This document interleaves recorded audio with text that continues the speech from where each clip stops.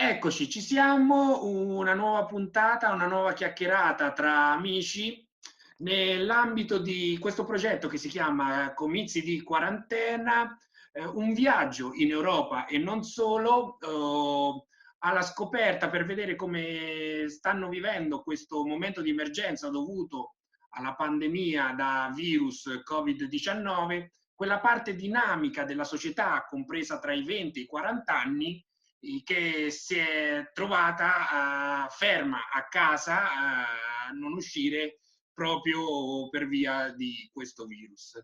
Oggi, nello specifico, 15 aprile, ci troviamo a Varsavia e abbiamo con noi Matteo Tullio. Grazie per la disponibilità. Grazie a te Michele per l'opportunità concessami.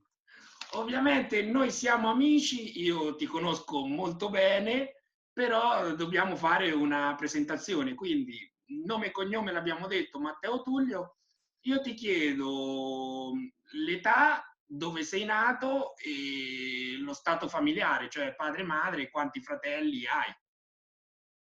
Sì, allora, sono nato a Iesi, anzi per l'esattezza a Chiaravalle, ma ho vissuto sempre a Iesi per 22 anni e tra varie vicissitudini, tra esperienze lavorative e di studio all'estero, ora mi trovo in Polonia e la mia famiglia tuttora si trova a Iesi.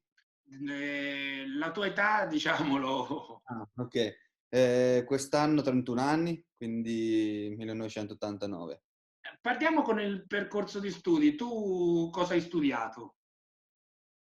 Come ho accennato prima, ho vissuto insomma a Iesi e ho studiato presso l'Università Politecnica di Ancona, dove mi sono laureato nel 2015, dove ho svolto studi di economia finanziaria e dopo essermi laureato ho cominciato diciamo, a girovagare per il mondo e ora mi trovo in Polonia, per l'esattezza a Varsavia come tu hai detto prima, e sto lavorando per un istituto finanziario da un anno, dopo averne cambiati un paio nel giro di 4 anni, insomma. Quindi questo è il secondo anno che mi trovo qua a Varsavia.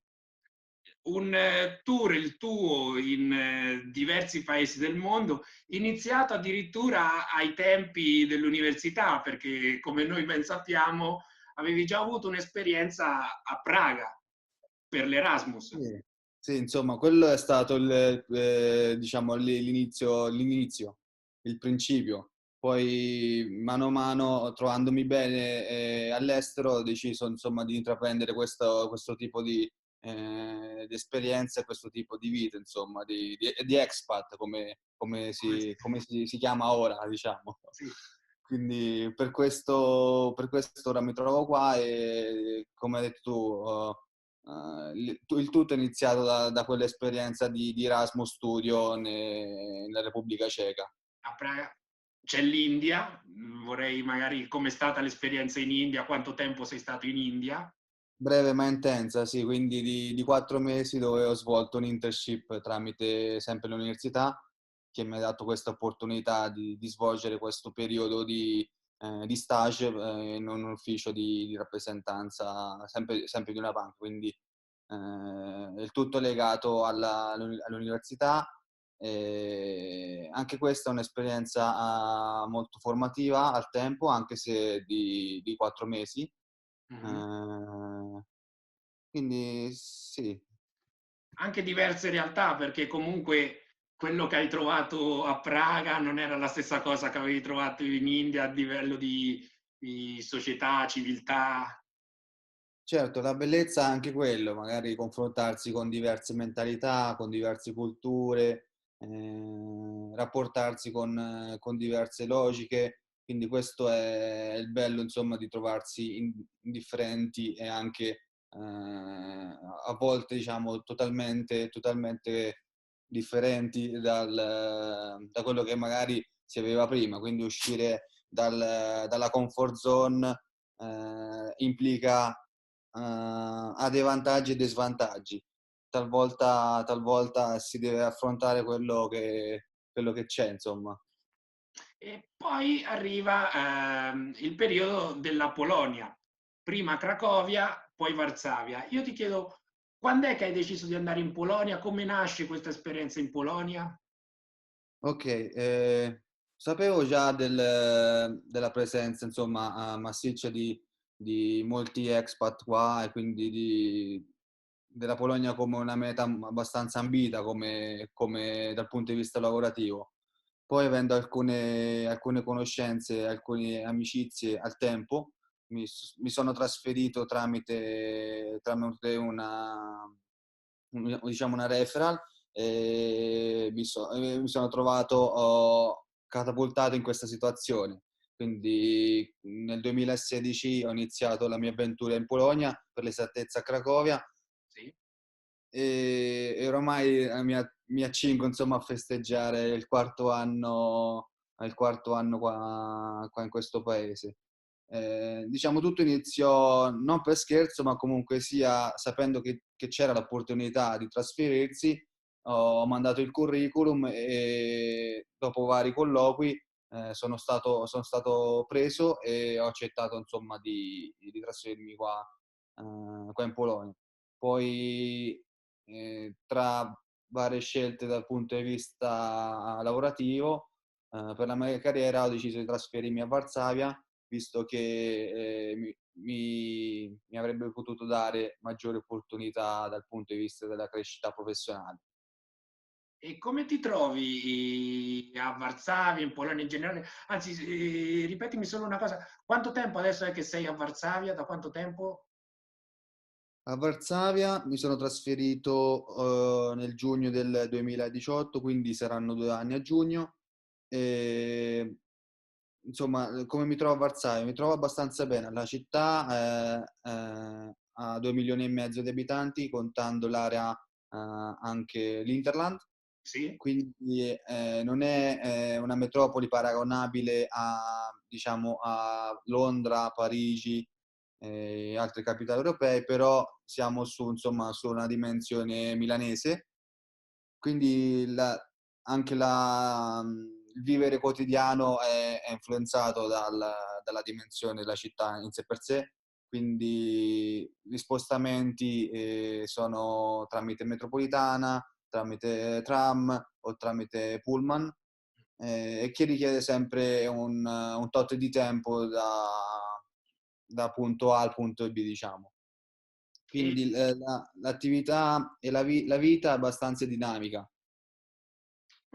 esattamente, era anche quello che poi vogliamo un attimo, sul quale poi vogliamo focalizzarci perché entriamo subito nel discorso del coronavirus, dell'emergenza. A febbraio scoppia in Italia e io voglio chiederti qual è stata la reazione in Polonia e come la giudichi, come sono stati i cambiamenti sia a livello personale per te sia a livello della società di Varsavia. Dal punto di vista generale, il governo polacco ha preso delle decisioni abbastanza veloci, quindi le restrizioni partirono all'inizio di marzo, quando ancora non c'erano molti casi in Polonia. Questo è dovuto diciamo, dal mio punto di vista personale, dalle esperienze che i paesi del sud Europa come Italia e Spagna avevano già fronteggiato. Quindi questo ritardo ha permesso, insomma, la conoscenza del problema vero per il governo polacco, che ha, secondo me, e giustamente, preso delle decisioni in maniera veloce. Quindi, diciamo, inizio marzo chiusero le scuole, poi le frontiere dal 14 marzo, Sì? la compagnia aerea di bandiera polacca sta organizzando dei voli per rimpatriare i polacchi che si trovano attualmente all'estero, in più i residenti stranieri residenti in Polonia. Gloria. Certo. Quindi hanno organizzato, diciamo, la nostra Alitalia polacca sta organizzando dei voli per rimpatriare i polacchi. Per ora il numero dei casi è oggettivamente minore rispetto a quello dell'Italia o della Spagna, Non si sa se il picco è già stato raggiunto o si dovrà raggiungere, questo non lo sappiamo, però le restrizioni sono state prese, diciamo, con largo anticipo in maniera veloce e da domani, giovedì, sarà obbligatorio l'utilizzo delle mascherine in tutte le regioni della Polonia. Quindi Quindi da questo punto di vista, per passare poi la visione sull'Italia, le restrizioni sono simili sia al momento, sia in Polonia, cioè uffici chiusi, vari negozi chiusi, si esce con le file al supermercato, più o meno mi confermi che è più o meno uguale adesso. esatto, sì, si sono più o meno allineate le situazioni perché insomma vengo a conoscenza della situazione italiana tramite la mia famiglia. Posso dire che la serrata insomma italiana che c'è è paragonabile a quella che abbiamo noi in Polonia. Insomma, quando per esempio quando entri nei supermercati devi disinfettarti le mani, i guanti vengono offerti dal supermercato se non li già indossi. È tutto insomma paragonabile a alla serrata italiana, però i numeri comunque sia sono oggettivamente minori rispetto a quelli che abbiamo nel sud Europa. Quindi per quanto riguarda i volumi dei casi e tutto il resto. Tre- Ti chiedo subito come sta la tua famiglia, cioè qual è la situazione, le notizie che ti arrivano. Certo, durante questa emergenza pensiamo sempre alla nostra famiglia e a noi stessi, insomma, diamo certe priorità a tutto, insomma. Eh, la mia famiglia, diciamo, sta rispettando le regole vigenti, rimane a casa e esce per lo stretto necessario, quindi per la spesa. Questo per quanto riguarda mio padre e mia madre. E comunque non per il momento tutto bene, stanno tutti bene, quindi non ci Sì, sono livelli di preoccupazione, diciamo. Sì, stanno tutti bene, ci sentiamo quotidianamente tramite, insomma, questi strumenti, WhatsApp, Zoom, Facebook, quindi gli strumenti ne abbiamo, ci sentiamo tutti i giorni e ci teniamo in contatto, anche perché comunque sia siamo separati in famiglia, per dei motivi diversi, quindi ora più che mai dobbiamo tenerci in contatto tramite questi tipi di strumenti. Invece parliamo un po' nello specifico della tua vita. Come ti è cambiata la vita? Cioè, io penso che tu stia lavorando da casa, non più dall'ufficio. Com'è anche vivere da solo? Soffri un po' la lontananza dagli amici?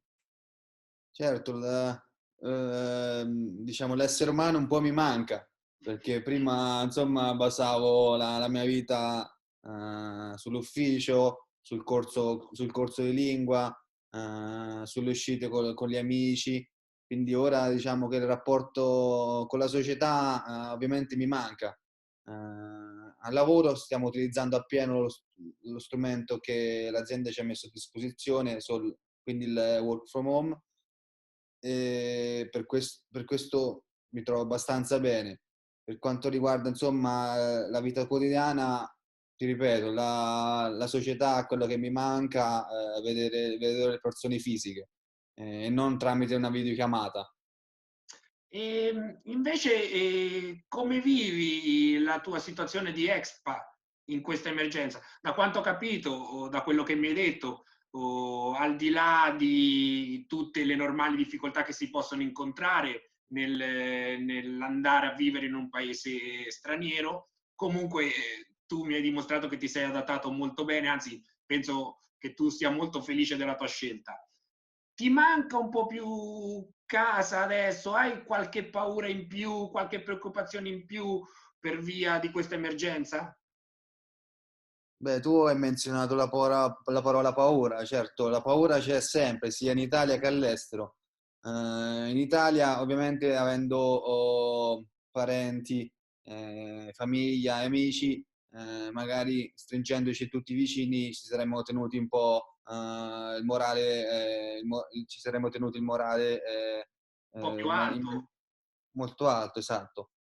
Ora stando separati, diciamo che vi è anche un po' più di preoccupazione, però so che comunque sia il paese in cui mi trovo concede, insomma, facilita l'utilizzo di certe strutture ospedaliere, quindi mi trovo sono abbastanza sicuro. La paura, insomma, è riferita alla situazione generale che tutto il mondo sta vivendo.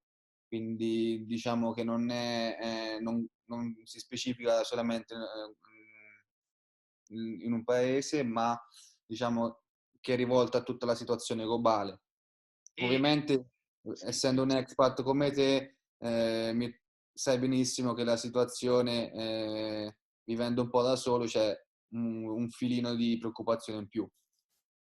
Io ti chiedo anche una previsione su quello come andrà a finire questa emergenza, quando si potrà uscire, come vedi il futuro e nello specifico a te, che penso sei sicuramente più esperto di tanti altri in materia, anche una visione futura a livello economico. Ti spaventa anche l'idea, cioè che di una crisi economica dovuta a questo stallo da parte di tutto il mondo? Ci sono le istituzioni finanziarie a livello europeo che dovrebbero, insomma, aiutarci, quindi speriamo che tutto ciò avvenga. Ovviamente la ripartenza, non avviene tramite loro, ma loro ci darà l'impulso per ripartire, perché di ripartenza si dovrà parlare, visto che tutti gli indicatori economici saranno negativi per questo 2020 e se non anche per il 2021. Per quanto riguarda, diciamo, l'economia reale, eh, penso che ci saranno alcuni cambiamenti, come per esempio magari l'utilizzo della moneta elettronica, mi viene da pensare, visto che il contante se ne è già parlato in precedenza, potrebbe essere magari un veicolo di batteri. Oppure mi viene da pensare l'istituzione di nuove start-up che svolgono l'attività di food delivery o l'utilizzo magari più accentuato di- di siti dove possiamo ordinare online. Quindi per questo mi viene da pensare dal punto di vista pratico. E tu riesci a immaginarti una tempistica, cioè quando proprio a livello pratico si potrà uscire, si tornerà a una vita normale? Tra l'altro ti anticipo una domanda. Io so che il tuo compleanno è a luglio, per aiutarti magari ad immaginare un po' di più.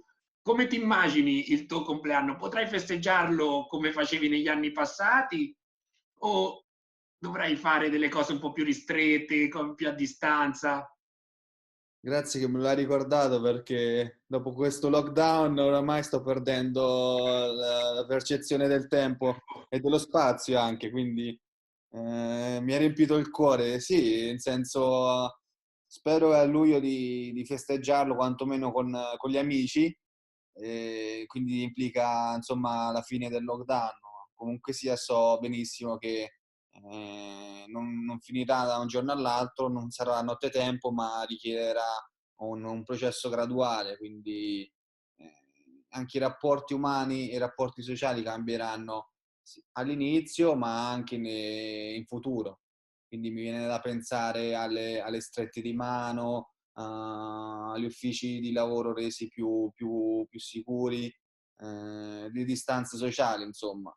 Per quanto riguarda insomma le aspettative per il mio compleanno, insomma, spero quantomeno di uscire e incontrarmi con i miei amici.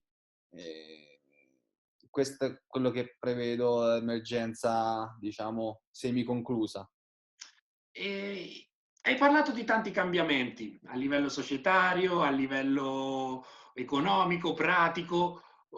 Invece, che cambiamenti ci sono stati in te per via del virus? Parlo sia di progetti, non so se avevi progetti a inizio anno, in molti lo fanno. Quest'anno voglio fare determinate cose. se molti li hai dovuti lasciar perdere, cambiare, se magari qualche progetto è nato dentro di te in questo periodo di lockdown, di quarantena. E anche a livello umano, d'atteggiamenti, cioè fai più caso ad alcune cose che prima ti interessavano meno, hai dei buoni propositi per il futuro.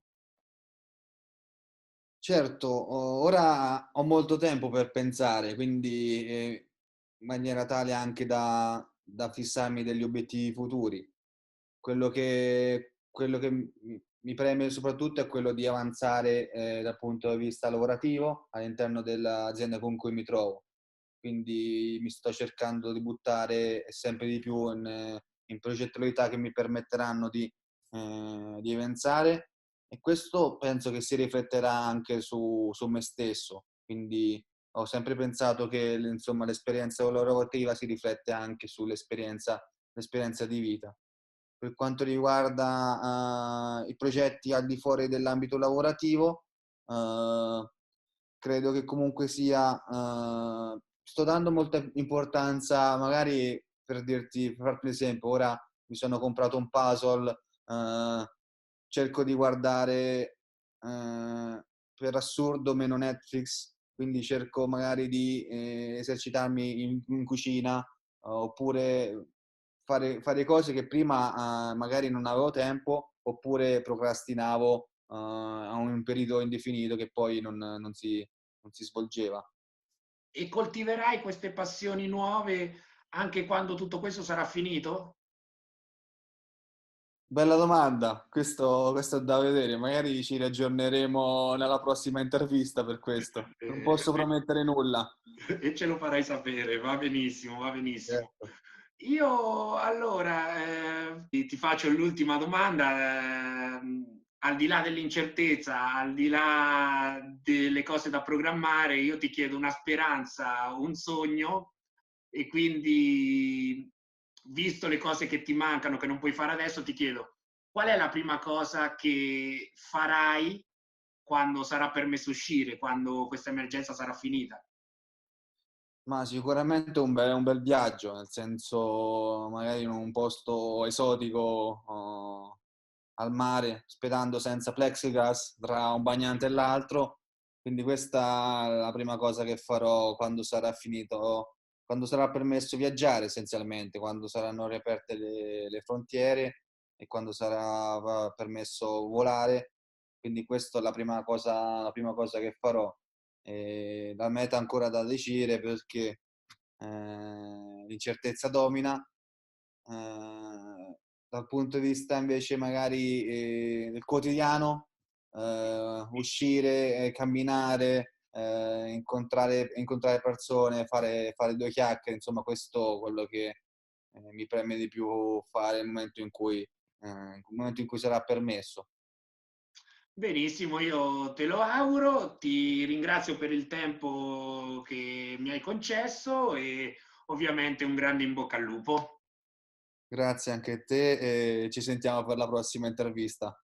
Va benissimo, grazie.